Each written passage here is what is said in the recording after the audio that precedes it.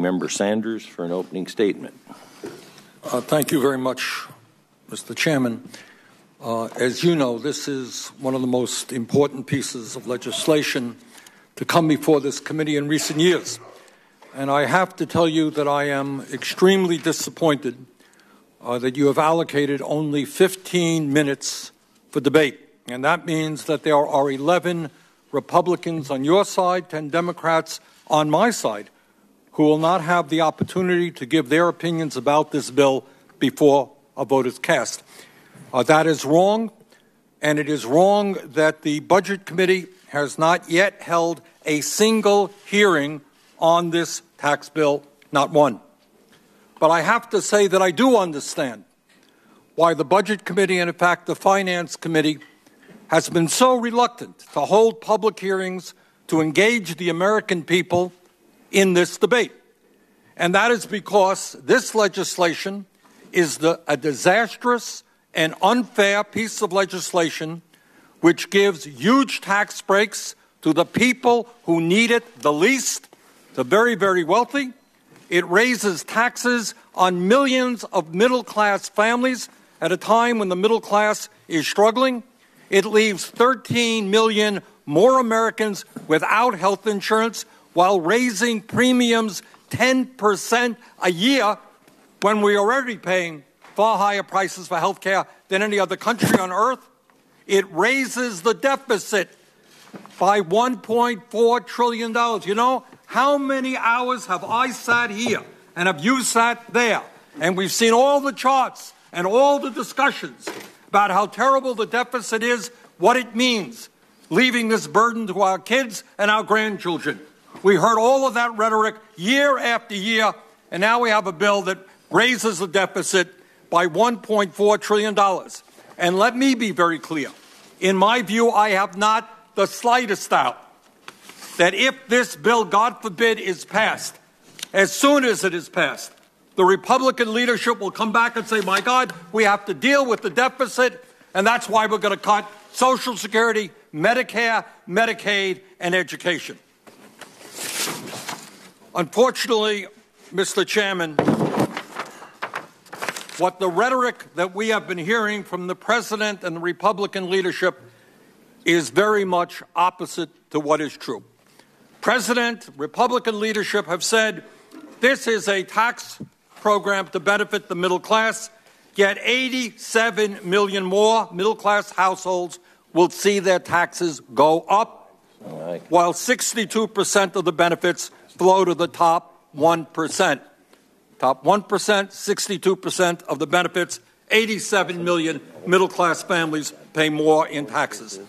Further, in order to pay for a permanent tax cut for corporations, companies that are today making record-breaking profits, the middle-class tax cuts of the Senate bill would expire by the end of 2025. Permanent tax cuts for corporate America, temporary tax cuts for working families. Adding insult to injury, this legislation provides a huge tax break to corporations that are shifting jobs to China and profits to the Cayman Islands by exempting offshore profits from U.S. taxation, which is known as territorial tax schemes. Now, Mr. Chairman, Senator Ron Johnson and I do not agree on very much, that's for sure. But I do agree with him when he said, and I quote, with a territorial system, there will be a real incentive to keep manufacturing overseas, end of quote.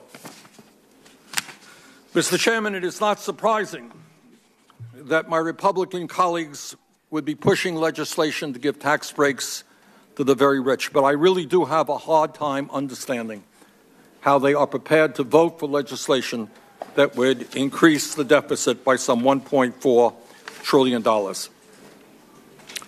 Mr. Chairman, the overwhelming majority of the American people do not want to see tax breaks for billionaires and raising taxes for the middle class and laying the groundwork for cuts to Social Security, Medicare, and Medicaid.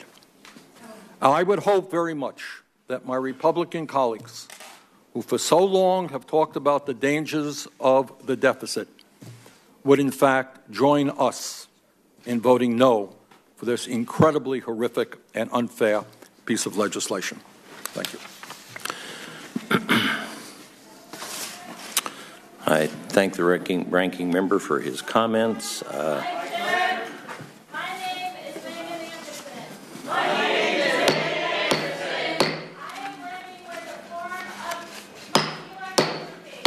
There's a disturbance in the hearing room. The committee will recess to allow the Capitol Police to restore order.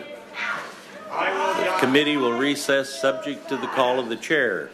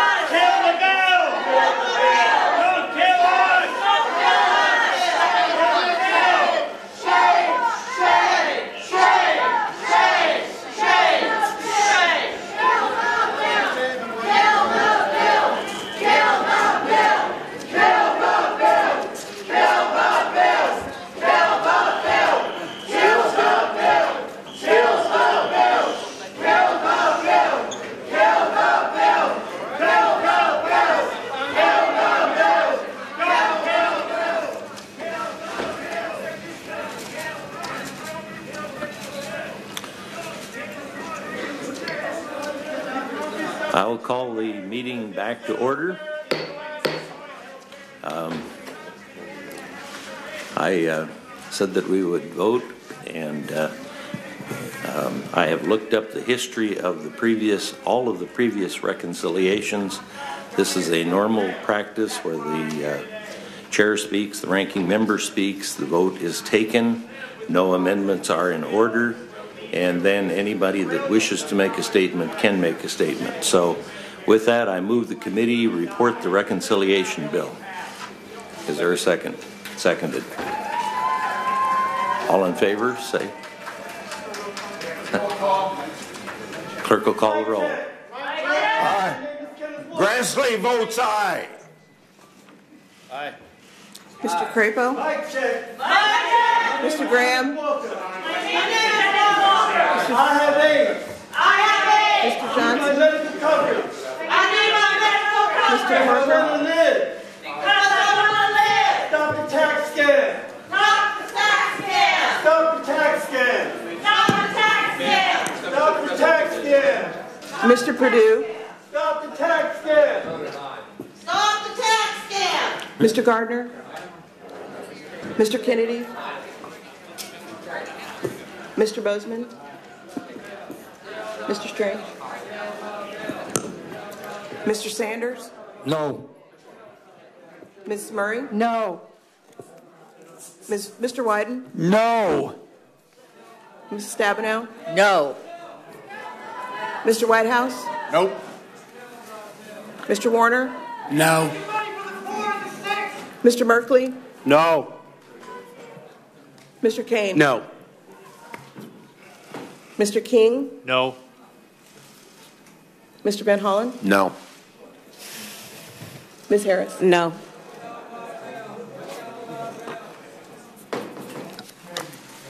Mr. Chairman? Aye. Report the vote. Kill the bill! Mr. Chairman, the ayes are 12 and the nays are 11. The bill is reported out.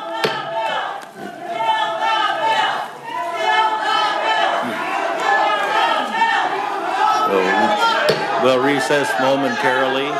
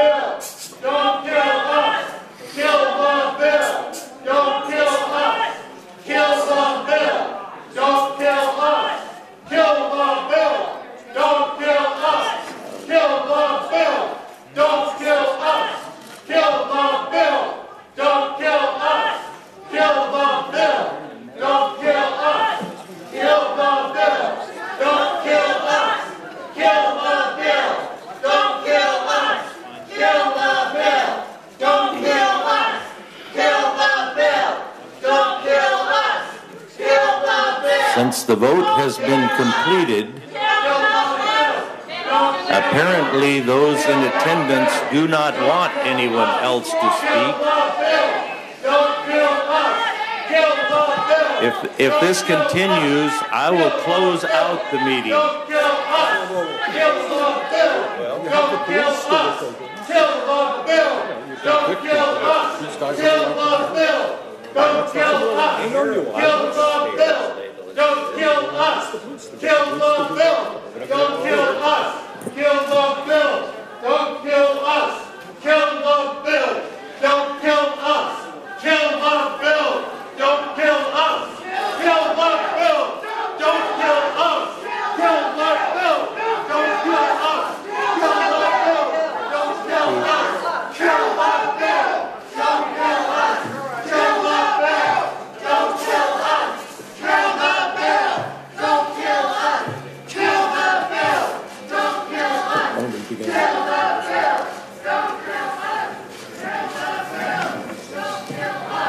Kill the bill!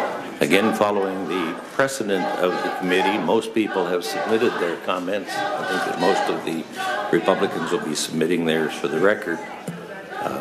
So Senator Sanders spoke last. It would go to this side. Senator Crapo.